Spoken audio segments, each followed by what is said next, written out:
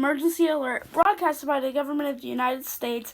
This is not a drill, and this is not a test. We're sorry to interrupt your usual programming, but this is an emergency alert. 5 days ago, we got millions of reports about people seeing stuff in their basements.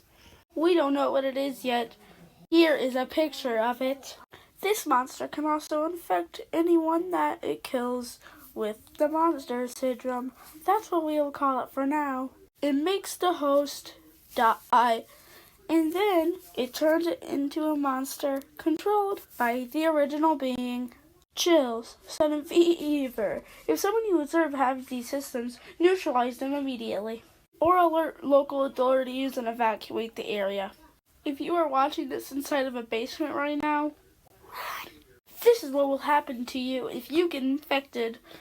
First off, you'll get the sudden fever and chills, dehydration, and you'll get an epileptic seizure before dying, and then you'll rise back up, but you will slowly start to change.